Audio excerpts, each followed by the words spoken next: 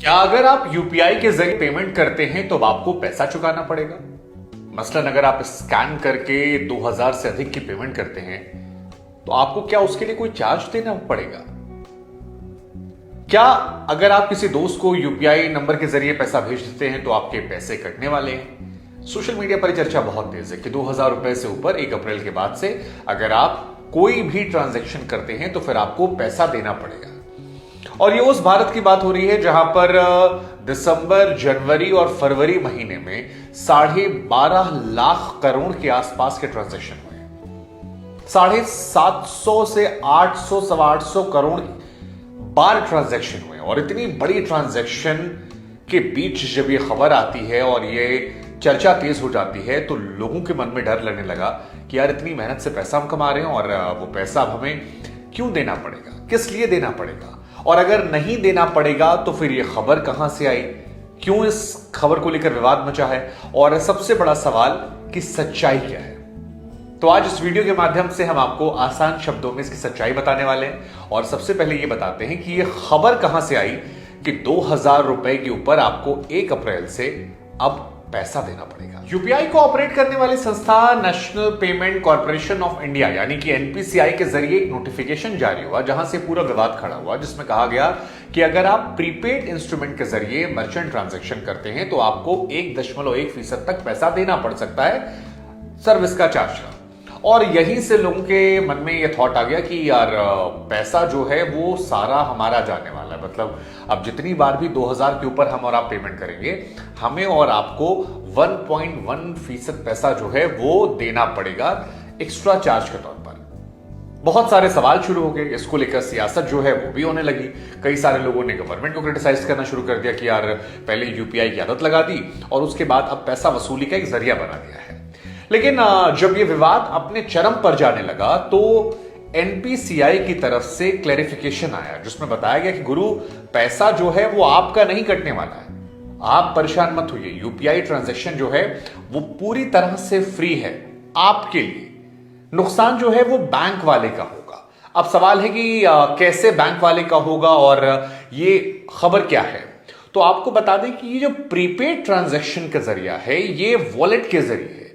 मसलन अगर आप पेटीएम या फिर फोन पे या फिर और अमेजॉन ऐप चलाते हैं यूपीआई का, तो उसमें आपको एक वॉलेट मिलता होगा, पेटीएम वॉलेट, फोन पे वॉलेट या फिर अमेजॉन वॉलेट। और जितने भी ये वॉलेट होते हैं इनमें अगर आप पैसा डालते हैं और फिर इन वॉलेट के जरिए पेमेंट करते हैं और फिर 2000 को पार जाते हैं तब पैसा कटेगा। वो भी आपका नहीं कटेगा, वो पैसा कटेगा दुकानदार का, क्योंकि दुकानदार और उसके बैंक या दुकानदार और जो बिचौलिए हैं, जब दुकानदार अपना पैसा अकाउंट में डालेगा या ट्रांसफर करवाएगा या बीच का जो बिचौलिया है वो उनका पैसा खा सकता है। लेकिन आप जो ट्रांजैक्शन करते हैं स्कैन करके, कि आपने स्कैन कर लिया, आपने पेमेंट कर दी, उसमें आपका 1 रुपया नहीं कटने वाला है और ये क्लियर कर दिया गया यूपीआई की तरफ से। मसलन और आसान शब्दों में आपको समझा दें कि जैसे अब तक आप पेमेंट करते हैं कि आपका बैंक नंबर जो है वो आपके मोबाइल नंबर से जुड़ा हुआ है और आपने स्कैन किया, पेमेंट कर दिया, उसमें 1 रुपया नहीं कटने वाला है। चाहे आप दुकानदार को स्कैन करके पैसा दें या फिर अपने किसी दोस्त, हित मित्र या किसी को उधारी पैसा दे रहे हैं, वहां पर आपका पैसा नहीं कटने वाला है। तो ये यूपीआई की तरफ से स्पष्ट कर दिया गया है। तो 2-3 बातें हम आपको स्पष्ट कर देते हैं। पहला, अगर आप स्कैन करके पेमेंट करते हैं तो आपका पैसा नहीं कटेगा। दूसरा, अगर आप यूपीआई का इस्तेमाल मोबाइल नंबर के जरिए करते हैं, मसलन किसी का नंबर आपने डाला, जैसे कई बार हम कहते हैं ना भैया नंबर बोलना, यूपीआई कर दे रहे, तो वहां पर भी आपका पैसा नहीं कटेगा। तीसरा जो है वो ये है कि अगर आप वॉलेट में डाल के पेमेंट करते हैं और 2000 के नीचे करते हैं तो भी नहीं कटेगा। ज्यादा भी कर देंगे तो भी आपका नुकसान नहीं है, वो दुकानदार का नुकसान है। इस अफवाह। अब सवाल ये कि इतना फिर हल्ला क्यों मचा था? तो हल्ला इसलिए मचा था क्योंकि लोगों ने दाएं बाएं देखा नहीं, बीच की खबर पड़ी कि 2000 से ऊपर पेमेंट होगा तो आपका पैसा कट जाएगा और इसलिए बवाल कट गया।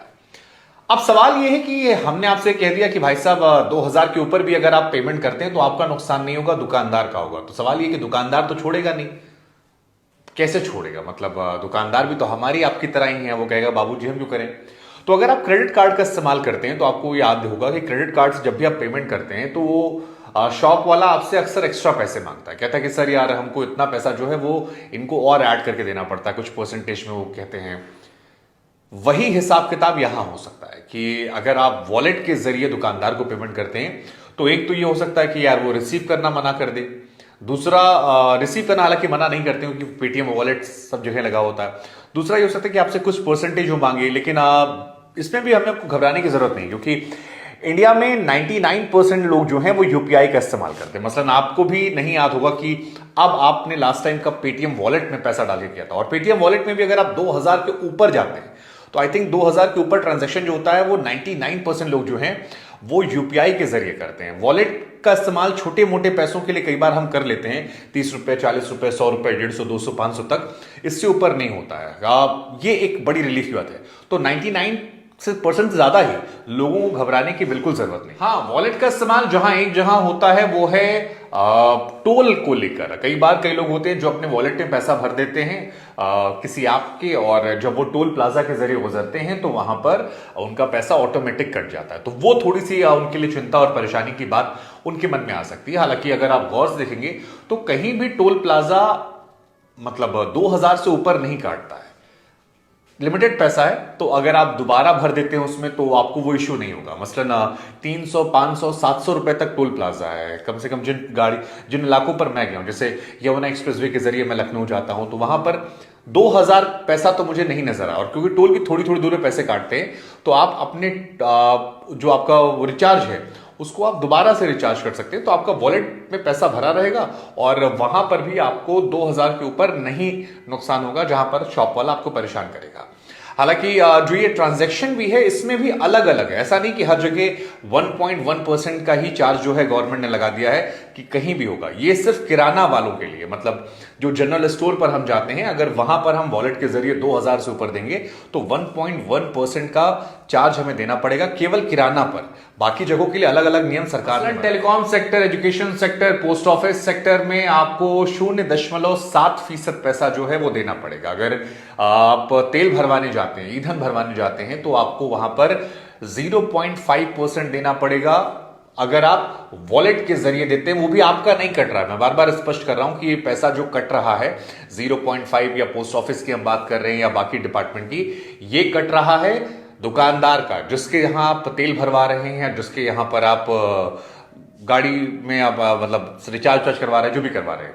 1.1% जाने वाला है आपका किराने की दुकान पे, और सुपर मार्केट में शायद 0.9% है। म्यूचुअल फंड में जाएंगे वहां भी 0.9% है। लेकिन ये सारी कहानी जो है ये वॉलेट रिचार्ज को लेकर है 2000 से ऊपर की। वॉलेट रिचार्ज क्यों करना? अगर आप बैंक टू बैंक ट्रांसफर कर सकते हैं तो आपको जरूरत नहीं है, और ये सावधानी बरतिएगा आप। तो अफवाह में मत फंसिए, और हमारी कोशिश थी आपको आसान शब्दों में इस बात को समझाने की कि जो यूपीआई ट्रांजैक्शन है वो कम से कम अब तक पूरी तरह से फ्री है, पूरी तरह से सुरक्षित है। हाँ, एक जानकारी हम आपको और देना चाहते हैं कि अगर कोई व्यक्ति आपसे कहे कि इसको स्कैन कर लीजिए और कोड दे दीजिए और आपको पैसा आ जाएगा, तो वैसा नहीं होता है। आप यूपीआई ट्रांजैक्शन में स्कैन करते हैं पैसा देने के लिए, पैसा लेने के लिए नहीं। तो ये भी सावधानी बरतिएगा, नहीं तो कोई आपको बेवकूफ ना बना जाए। और अपना पासवर्ड जो है वो किसी से शेयर मत कीजिएगा, बाकी सुरक्षित है यूपीआई।